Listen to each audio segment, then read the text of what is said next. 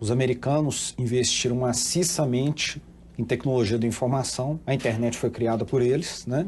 Para se ter uma ideia, na minha opinião, a internet é um subproduto de uma política de Estado americano, que obviamente permitiu que tivesse inovação, criatividade, mas dos 13 servidores raiz da internet, que são os que a gente nomeia domínios, então você pode mapear a rede quase toda, 10 estão dentro dos Estados Unidos, sendo que uma parcela deles em agências militares, né? Você está ali dentro. Quem autentica a internet, os sites, é a VeriSite, que é uma empresa americana. A gestão também é feita a partir dos Estados Unidos. Os principais softwares que nós utilizamos são softwares de empresas norte-americanas utilizadas dentro dos Estados Unidos, de criptografia, inclusive. O conteúdo de tudo que a gente processa dentro da internet, Facebook, Google, está armazenado fisicamente nos Estados Unidos. Então, por exemplo, a NSA trabalha com criptografia, né? O principal mote dela, além de fazer interceptação de comunicações, seja telefônica, correio eletrônico, fluxo de dados dentro da internet, é quebrar a criptografia de um adversário. Por quê? Porque as informações mais relevantes que esse pretenso adversário teria tendem a ser as criptografadas, que são seus segredos, né? Então a NSA trabalha, inclusive já tem documentos desclassificados aí nos Estados Unidos, né, desse lote do Snow, mostrando que eles têm uma rubrica orçamentária só para incidir sobre empresas da área de criptografia e a empresa deixar uma porta para que a agência possa entrar. Os softwares que a gente compra dos Estados Unidos, todos, uma vez que você compilou o software, você não tem acesso ao que está lá dentro. Então eles também podem ter portas ali. Então o governo brasileiro pode comprar uma solução criptográfica fabulosa, mas ele está trafegando numa rede em que predominam os americanos com conteúdo, com estrutura e com uma agência enorme para operar isso. Teria que ser um produto nosso, então. Não só um produto, uma política de repensar a nossa participação na rede, né? Como é que nós participamos no que é a internet, né? Como é que os nossos dados vão fluir? Por exemplo, hoje você está na internet, você não tem noção de quando você está dentro do seu país, quando você está fora. Verdade. Então, nós temos que pensar, é muito mais sistêmico do que você pensar, eu vou ter um software que faz criptografia que outro aqui. É óbvio que o governo tem o CEPESC, que é da ABIN, que trabalha com criptografia, que acredito eu devia ser muito pouco utilizado pelo governo, porque todo mundo acha que isso não acontece, né? Então, você pode ter uma solução de curto prazo, que é uma solução criptográfica, que seja nacional, que você tenha um conteúdo. Mas e o meu e-mail? Por que a China... As Forças Armadas chinesas usam software livre, as alemãs, as russas. É porque antes do programa ser compilado, eu posso auditar e ver o que tem lá dentro, né? Agora, nós estamos falando de uma dimensão da espionagem. Numa estrutura igual a americana, que eles têm 16 agências dentro da estrutura da comunidade de inteligência deles. Então você tem organizações que são voltadas para um tipo de coleta. Por exemplo, a NSA coleta centralmente inteligência, o que a gente chama de inteligência de sinais, que é o quê? Comunicação telefônica, por correio eletrônico, tráfego de dados dentro da web, quebra de criptografia, ela é especializada nisso. A NGA, que é a agência deles de informações geoespaciais, ela coleta o quê? Imagem de satélite. Então eles têm hoje um conjunto, e foi inclusive o motivo do primeiro satélite ter sido posto no espaço, é a capacidade de você coletar imagens de áreas que são restritas. Por exemplo, o Brasil está fazendo um projeto no Rio de Janeiro, ele está construindo um dos seus submarinos de um projeto com a França, que vai chegar ao submarino nuclear. Muito provavelmente os americanos têm um conjunto de imagens bastante vasta sobre esses dados, porque eles têm uma agência só para isso, que recebe tanto recurso ou mais que a NSA. Tem outra, que é a parte mais clássica do que seria essa atividade de inteligência, que está associada à espionagem, que a gente vê o 007, que são as fontes humanas. A CIA é a agência americana que lida com isso, que é, por exemplo, a capacidade de você recrutar pessoas dentro do estado adversário, dentro do meio empresarial, para te dar informações privilegiadas ali dentro. Isso. Qual um dos grandes sentidos de você fazer isso? É conjugar fontes, é eu dizer quem vale a pena recrutar aqui, a quem vale a pena subornar, quais são as posições que existem aqui dentro que vão me trazer não só o que ela está falando externamente, mas o que ela está discutindo dentro do gabinete. Se existe CIA E qual deles seria mais vulnerável, né? Que aí, E qual deles nessa seria mais observação, qual vulnerável? está mais aberto? Que eles descobriram até que membros do alto escalão chegaram a utilizar e-mails pessoais para tratar informações de Estado. Aí ficou mais fácil, até E mais ágil, que isso, né? técnica de recrutamento de uma pessoa começa, às vezes é um ano antes, né? Às vezes é você fazer com que a pessoa não perceba que existem interesses diferentes. Por exemplo, eu te forneço um curso, esses programas todos que você tem, às vezes, por parte do governo americano, de vá aos Estados Unidos, fique, conheça a área correlata sua, né? Então, e assim por diante. Isso tudo são instrumentos de cooptação em que a pessoa, às vezes, ela não consegue diferenciar os interesses nacionais dela em relação aos interesses de outro Estado. Isso tudo é política pensada, né? O que eu estou falando aqui, eu estou lastreado em cima de documentos classificados americanos, de teóricos da área que trabalharam na área de inteligência e produziram. Não tem nada de teoria da conspiração. É tudo calcado em informação disponível, anterior pesquisável. ao Snowden. Né? Muito anterior ao Snowden. A sociedade civil, o próprio governo, ele tem pouquíssimos especialistas que estão no núcleo da gestão do Estado que entendam como isso funciona. Então, você cria dicotomias para poder trabalhar, né? Por exemplo, o caso da ABIN. Ela, hoje, lida com duas áreas, que é a inteligência, pretensa inteligência externa e inteligência interna. É recomendável? Não. Porque no terreno da inteligência interna, eu tenho obrigação de respeitar a Constituição, as leis, ter autorização judicial. Eu estou lidando com a soberania do meu país e com os cidadãos do meu país. No terreno externo, não que eu defenda esse modelo, mas o modelo que predomina é eu posso fazer qualquer coisa porque eu estou defendendo os interesses da minha pátria.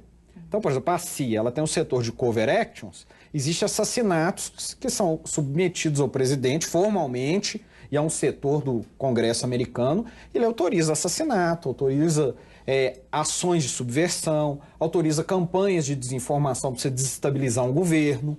Isso tudo são feito por essas agências de inteligência.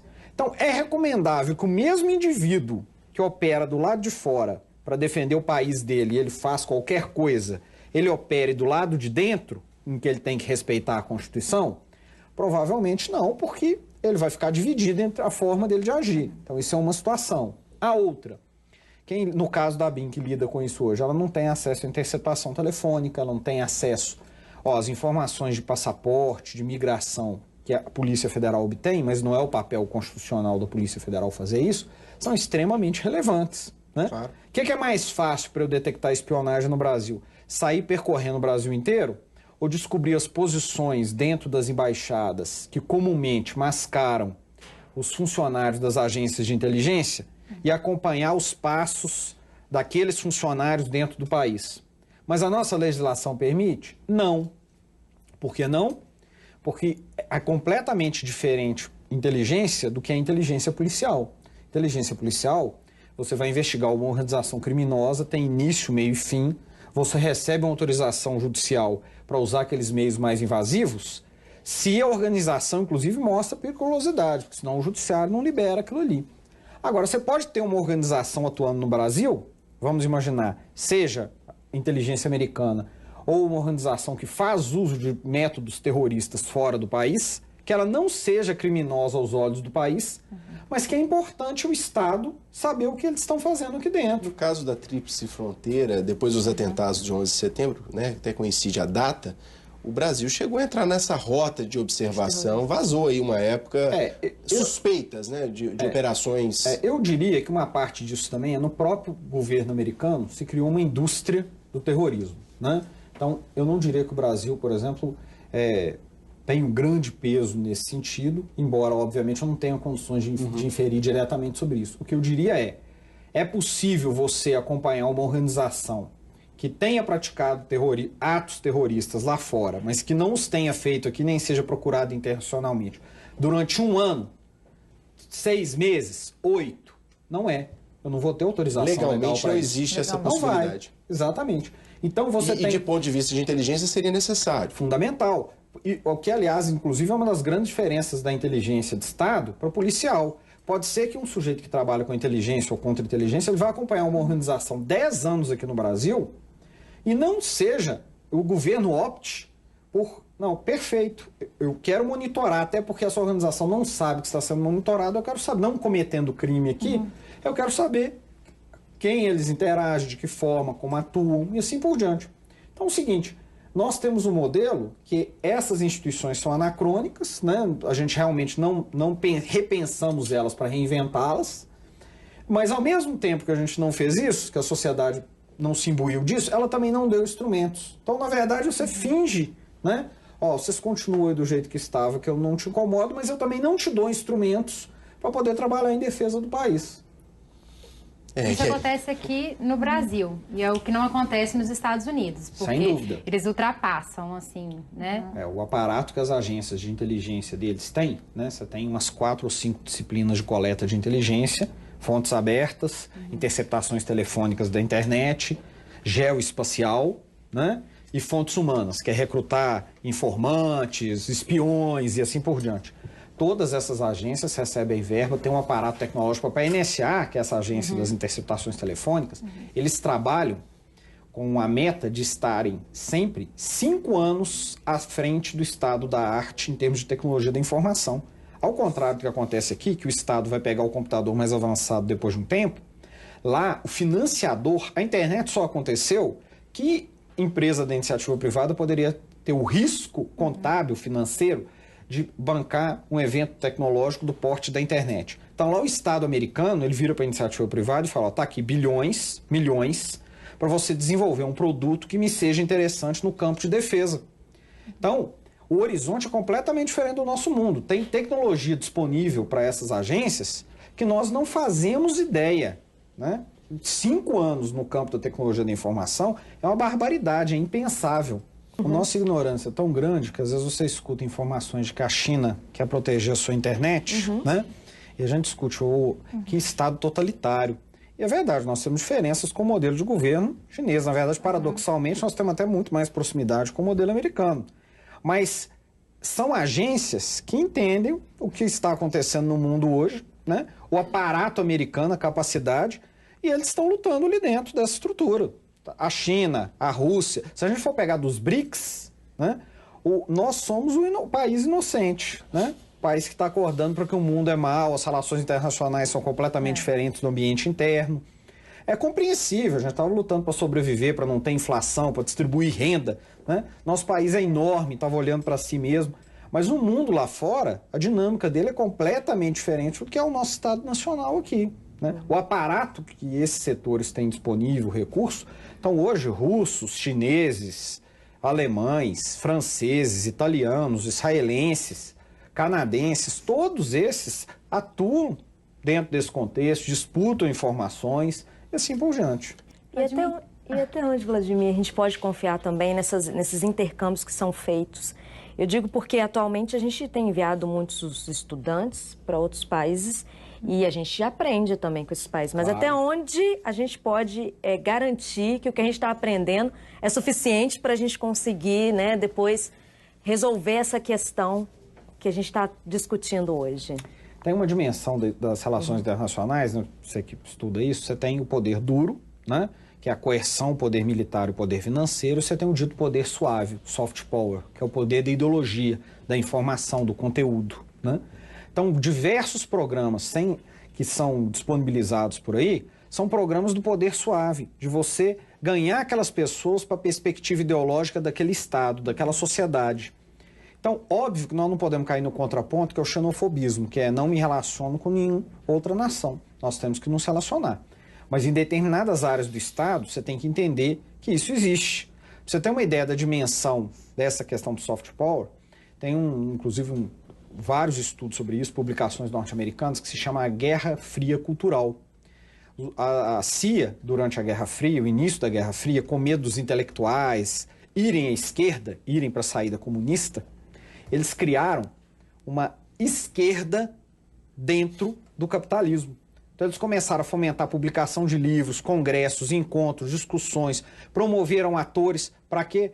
Para esses atores criticarem o capitalismo dentro do capitalismo. A maior parte sem inclusive ter noção de que estava fazendo isso.